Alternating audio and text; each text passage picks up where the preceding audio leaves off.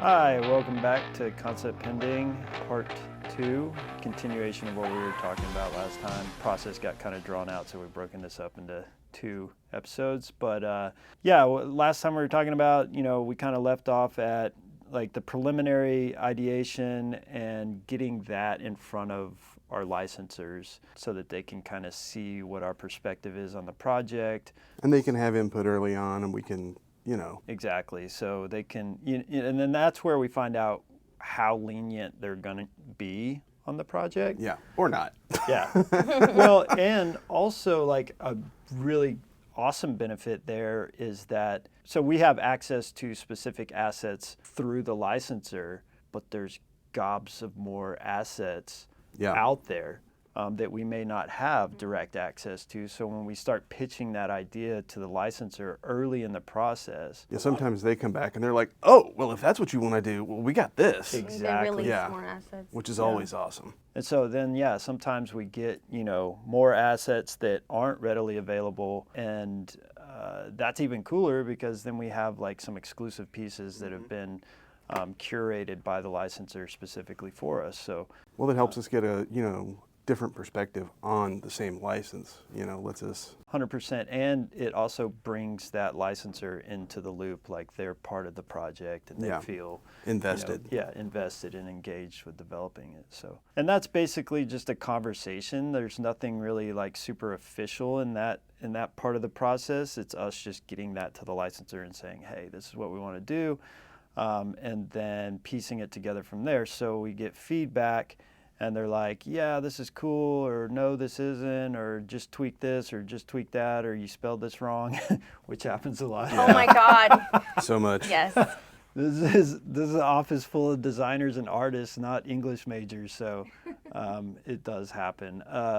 At that point, like we've got kind of a sign off to move forward, and then we start building the collection out, even more solid now that we know that we have the backing from the licensor.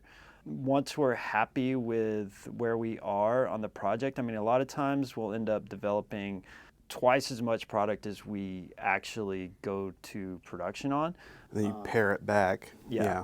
So we kind of build these things out and then take a look at it collectively and then just kind of distill that down into, a nice curated collection. There may be something really cool on like one particular hoodie that Greg designed, and then, maybe I have a jacket and it's like, well, if we incorporate the really cool thing you did on this hoodie into this jacket, then we have this one piece and we don't have to bring in 2 to compete with each other. So that happens and we kind of curate it down to what we really like and want to do. And that's when it becomes time to do the technical, work within the system and officially submit our designs to the licensor. Yeah. This is where it's like it can get, into the weeds where they're really going over it with a fine-tooth comb on their end and making sure everything's correct. And we have to sometimes make adjustments just to all the way up until production, make sure it's all good. Yep. So we have a system that we work with, at our office that talks to the system at the licensors. So we submit the designs, we fill out all this detailed information about what the art applications are, what the fabrics are, all this stuff, and then push that over to the licensor. Yeah, push it over to the licensor, burn an offering. And there are some licensors that actually want you to call out what the reference is from so they can make sure that you're accurate. Well, because they have so much to sort through, right? Just saying, well, yeah, this was in there somewhere is like not helpful for them either. So if you tell them exactly where it came from, it's easier for them to look it up and make sure that you're not making stuff up. Sometimes it's detail even where we're playing the show or the movie and say it's episode 7, season 2, and then you put the timestamp. Which that's always actually pretty nice because that's pretty freeing if all you have to do is provide, that kind of reference. Because it just really allows you to go into the source material and pull things out as opposed to having to sort through piles and piles of artwork. Things. Yeah. So, and that's a safeguard for the licensor to, ensure that we're legal, right? Mm-hmm. Like that it's legal IP that they own that we're using. Obviously, Heroes and Villains is a lot of custom graphics or alteration of provided assets. So Greg's talking about like reference documents or whatever. It's referencing specific pieces of art that we've taken and maybe manipulated or pulled elements from. Sometimes you build a piece of art that's pulling elements from like, I don't know, 4 or 5 different assets. Yeah.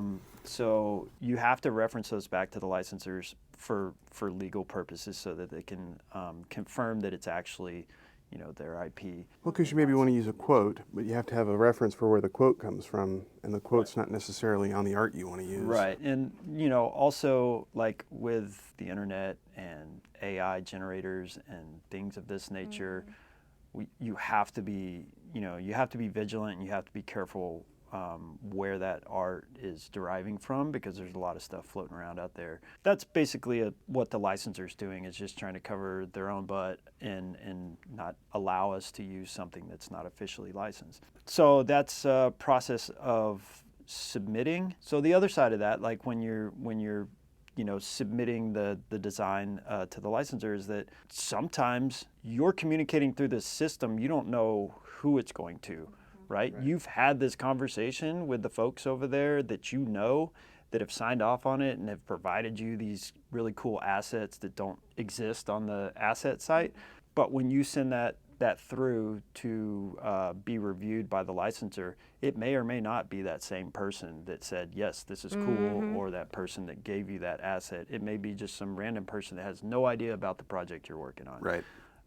So we run into that a lot, where it's a bunch of back and forth of, no, this is cool, like we've signed off on it, whatever. So that's just part of that process, the like legal, I guess, systematic process of getting the concept actually approved. So what's it called when you've submitted your style to that licensor? Concept pending. That's right. So we go through like this series of stages, in the project through the system. So the initial is concept pending, and that's when we've put it in there and we've actually passed it over to the licensor. So from there, it's a yes or no, or maybe tweak it a little bit, or change this, or correct the spelling. Then once we get the okay, so everybody on this team checks this system constantly to see what the status is on all their designs daily, right? So once we get that, once the licensor signs off on it, it comes back to us. What's it called? Concept approved. Concept approved, right? So now we've been approved. Our concept has been approved, and it's time to move forward. So that takes different amounts of time between different, Every licensor is different. Right. Timelines. So like there's some expectations like that you would expect, like, okay, it's going to be 2 weeks. Like I put it in, I'm going to get feedback in 2 weeks. Or like you may get it in 2 days, Well, that's the thing too, is that you have to pivot so much. You don't just start on a project and then move it all the way through. You kind of have to juggle back and forth depending on when something is approved or what you're waiting on. Yes, 100%. That's a good point. What Myra's saying is we have multiple projects going at the same time. What we're talking about is just like the life of this one project, but we have simultaneous projects going at the same time. So different ideas are in different stages of development. But, like we're saying, if it's been submitted, there's this time gap there from when you submit it to when it's actually approved. And during that time period is our opportunity to work with product development as quickly and as efficiently as we can. We've already kind of set the idea of what we're trying to do with them, but at that point it's like these things have been submitted and we need to be ready to roll when they come back approved. So we're talking with our product development team about fabrications, materials, colors and art application. Can we do this? Can we do that? Because a lot of times, like even the CADs that we use are the products that we're drawing. If there's a specific technique, a specific like knit technique that you want to execute on a sweater, right? Like say it's like an eyelash texture to it, that it's like kind of furry or whatever. it's kind of, it's difficult to get that through in a illustration. Working with the product development team, we can they have a ton of references over there. They have all different types of silhouettes. So we can work with them on specifically what the idea is and how we want it to turn out. Well, so what we're doing is we're taking it from the equivalent of a drawing of like a shed you want to build to detailed blueprints and instructions on how to do it. Exactly. Like how many nails are you going to need? How many 2x4s? How many boards need to be cut to this length? Yeah. Exactly. And so kind of laying out those plans before we know it's a go. And then it's a go, and it's concept approved, and we go for it. So at concept approval stage, it differs by item type or whatever. Like Myra is very heavy in the accessories and bags and pockets and hardware and straps and all that stuff, which I think you kind of covered previously. Whereas like, a jacket, if it's something we've done before, it's a similar cut and fabrication, and we kind of know the ropes. So anyway, at that point we build our tech packs. Everybody builds their own tech pack, and that's when you're calling out all of your specific colors, all of your fabrics. It's all on a document so that can be passed on then to the manufacturer. And then, we work with PD. Once it's concept approved, we get all of that built out. We submit that over to them through the same system that we use when submitting to the licensors. And that's where we keep all of our documents. And then product development works with the vendors or manufacturers to get the product done, right? So I don't know if you guys want to expand on any of that. Or Myra does if it's an accessory, right? Because we're like, sorry about that. Like we work with product development for like apparel, but like for accessories, you wind up doing a lot of communication. Yeah. So after I finish the tech pack, then it is my job also to communicate with the factories, make sure they have everything, answer any questions. There's some times where fabric I picked is out of stock, so sometimes it is quite a bit of back and forth with making sure all the trims and everything you called out are available in the market as well. And there's a lot of that on our end too, like we wind up approving specifics like trims and fabrics and things like that. Make sure the color's right, or make sure that it lays flat, or and there's wins and there's compromises within that process, right? So they may not have the exact same finish of hardware, the exact same fabric or whatever that you had in your mind that you thought was going to be so awesome, and you have to pivot and change it to something else.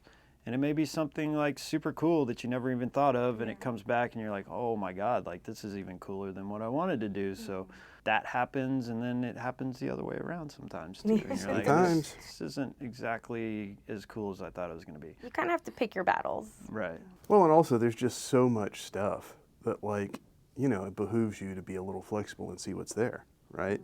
And sometimes, you wanted something that's not going to work, but Yeah, and we don't want to get stuck in a loop either, like just doing the same over and over and over and over and over, because that gets boring, right? So we try to mix it up. We try to look for different hardware, different fabrics, different applications. Yeah, I think that's kind of fun. I mean, you have to think about the manufacturing side too. Like these people take pride in their work too, and if it's just mundane and it's the same thing over and over for them, I'm sure it's boring as well. So I think a lot of the vendors that that we work with, we have great relationships with, and a lot of times they're bringing us trend, or they're bringing us insights into what they're seeing in the market. I think it's a little bit inspiring for them as well to build really cool, unique product. So it's great to have partners like that, because they will go out and find the things that you're looking for, versus somebody that's just going to not go out and look and just tell you it's not available. And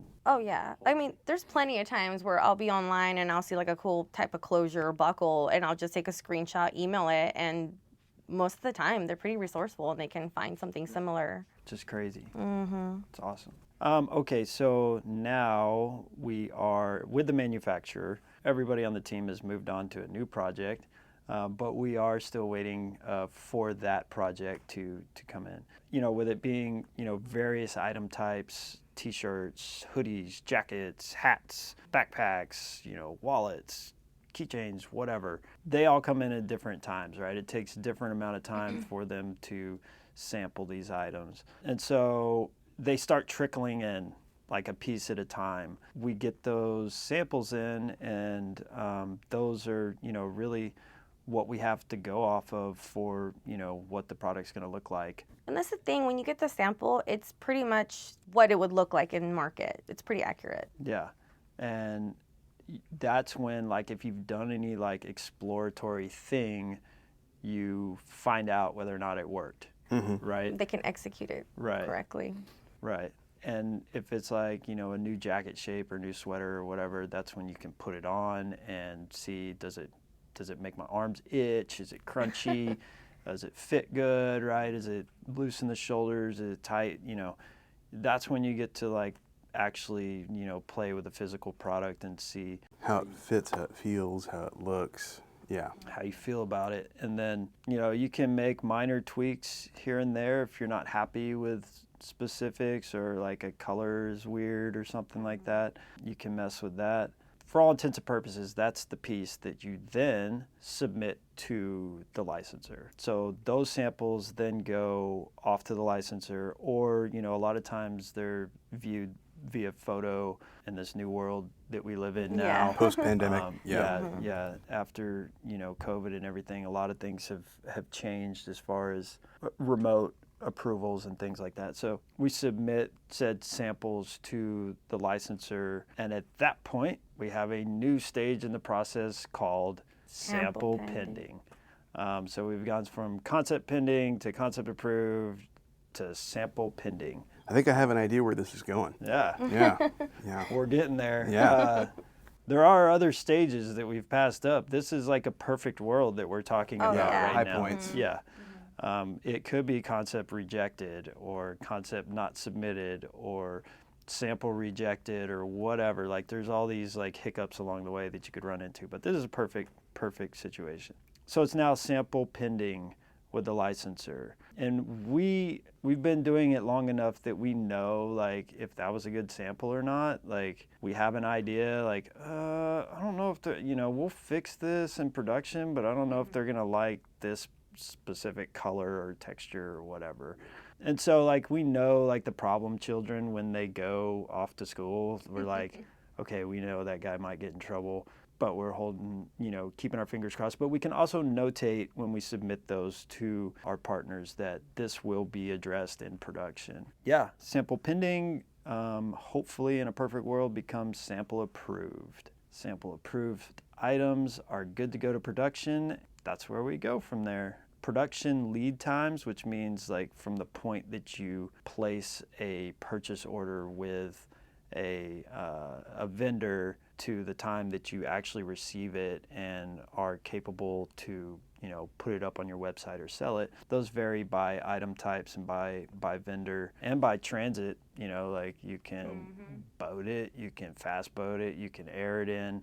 All of those things, vary in time and cost. We're running production, we've set a date, and we're anxious to hit a goal, hit a time frame that we want to launch this product. There's a piece that's happening here at the same time. Once it's actually sample approved, and we have our date, we have our ideas about what this campaign's going to look like, we can then start working with our marketing team to get those ideas built out.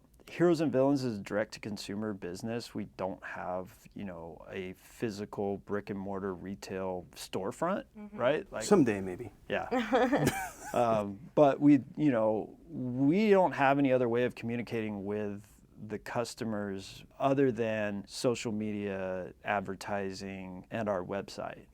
Right? So we have some incredibly talented folks in our marketing team, both in photography and in video and social media, and the website build and everything else. At the point that we get a sample approval and we have those samples in our hand, we can then provide those to our marketing team in photography to get everything shot. And there's different like campaigns based on how big of a collection or how big of a push this is going to be, or if it's like associated to any specific marketing beat with the licensor Or event. Yeah, anything like that. So that's a whole nother ball of wax, right? To talk about like building the events. But yeah, so then our marketing team takes them and does their work and makes all the product look beautiful. My point in saying that there's different campaigns, right, is that like sometimes it's a bigger project, right? It's like a lifestyle situation, or it's like on location or something specific about the collection. And then other times it's kind of just like, it's an update to what we did before, and it's just kind of like lay flat photography, but you can still like build an ambiance or a environmental feel for the product, even when it's not a big deal, like hiring models and Well, all that stuff still needs to be treated with a level of sensitivity, right? Right. You can't just like use your iPhone or whatever. Right. It takes people who actually understand what they're doing. True. So I mean, you could use your iPhone, but right. It would. Well, sometimes, I mean, it doesn't hurt. Well, I mean, think about it. Like everybody's looking at everything on through their phone. This, that a screen that big. So yeah. Anyway, so that's happening in the process while the products are actually being manufactured. Those marketing elements are being put together and planned for the specific drop. Well, frequently, depending on what it is you're doing, you might wind up with a situation where you're like dealing with influencers or people who are affiliated with whatever the drop's associated with, like actors or maybe writers. Yeah, I think the influencer piece is a big one. Yeah. It's part of the marketing campaign, right? Like if you're reaching out to influential people to showcase your product, or maybe the licensor is doing an event that you're not going to, or maybe it's not even like a physical attendance event, it's strictly online, it's a gift guide, or it's May the 4th or something like that, right? Where they're asking for assets to promote the product or whatever. So that all goes through our marketing team, and is all scheduled based on when we want to drop the product. The other thing would be, and then you watch how it does, right? Again, it's a broad topic, so you want to just touch on it, but or it goes on the website, right? And then it's also coming up with a description, calling everything out, also the layout, having the ads in the perfect place on the website. So where are we? We're sample approved. We talked about marketing. Okay. And then, so then after we've got everything square with marketing and the campaign's kind of outlined, we have to come up with copy. We have to come up with descriptions. How are we going to present this to the end customer through our website, right? Like, so Myra, like a lot of times, like with the bags, she's very detailed, like, like specifics to pass off to marketing about, like, oh, and this pocket does this, and this strap expands here, and there's a hidden pocket under here, or whatever, right? Yeah, and I think those descriptions are important too, because like you were saying, these do not really exist in a retail space where you can actually look at them and open them. And I kind of wanted to be more descriptive, because one of the times that we were at one of the cons, people were like, oh, these are great. But as soon as I started opening all the pockets and be like, well, this does this holds the lightsaber, it's like automatically, this is definitely something I'm going to leave with. So that's why, I'm descriptive, and sometimes there'll be like 10 pockets on it, and I need to call them out. Well, it's not like you just finish the product and toss it up on the site with nothing, right? You have to actually, take the time to explain it, contextualize it, create an understanding of it, in the audience. Exactly. And we are focused on quality of goods, and quality of goods come with a price point. So a lot of our bags are pretty expensive. A lot of our jackets are. That's because they're good quality product. Like me personally, if I'm going to go spend $100+ on a jacket or a backpack, I want to know every single little thing about that, especially if I can't physically pick it up and play with it before I buy it. I want to know everything I can about it. And so, yeah, I mean, a lot of times a video goes a long way for those explanations. Lifestyle photography does really well because then you can actually see somebody wearing it. Or even give you an idea how to style it. Exactly.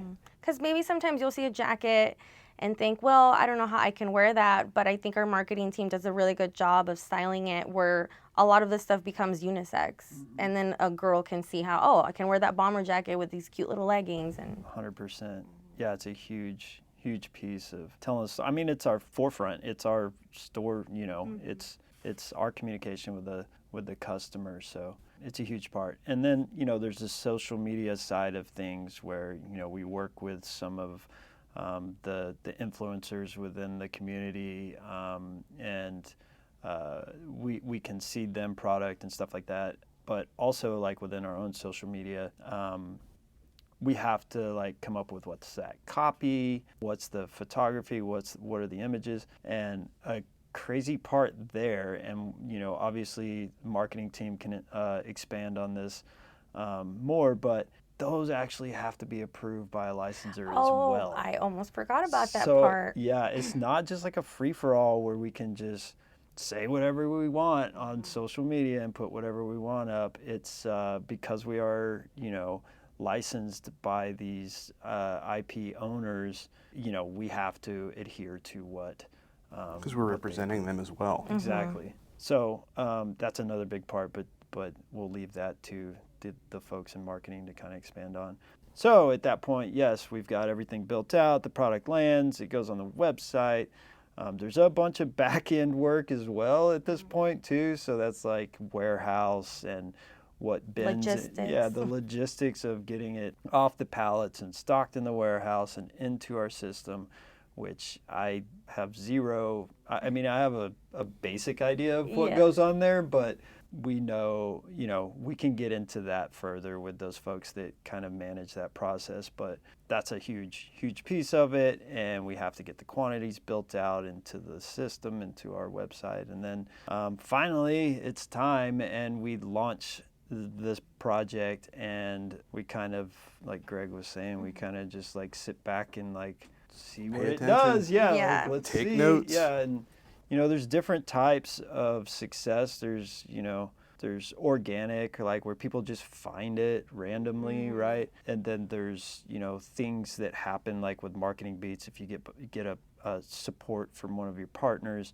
and they make it real big. It's all based on like what audience you can reach and what that messaging is. So, I mean, we'll see things like pop off right at the beginning and just skyrocket and then drop off. And then it's like an analytics situation of us trying to figure out like what happened, like why did it go bananas and now it's like dead? Or it could be the other way around. It's like a slow burn, like, oh, it's moving slow and then all of a sudden it goes crazy. And so there's a lot of like data analytics behind all of that once you get the product into the market, and then you can kind of analyze what's happening there. And a lot of it, you know, a lot of times it's a shot in the dark. Like, we know what we like, we know what, you know, we think's gonna resonate, but you got to take shots, you know, to figure it out. Well, if you don't try stuff, you never, you know, learn new things, right? Exactly. I mean, like I said, just with the manufacturing process, like we don't want to get stuck in a loop doing the same thing over and over. Yeah, so I guess, you know, there's a lot of like behind the scenes, like there's just three of us here, right? Like Greg and Myra and myself right now. There's a much larger team involved here. There's different divisions within the team managing all those intricacies. So as we continue, we will be bringing in some of those folks to kind of give us all some insight into what they do and what all the what the processes are there, you know, within marketing and product development, social media, licensing will come in and talk to us a little bit about how they work back and forth with our partners, and then maybe some behind the scenes on the logistics side and how that works. So thanks for joining us. Content Pending podcast by Heroes and Villains. Check us out on social media at Heroes and Villains brand, and our website is heroesvillains.com.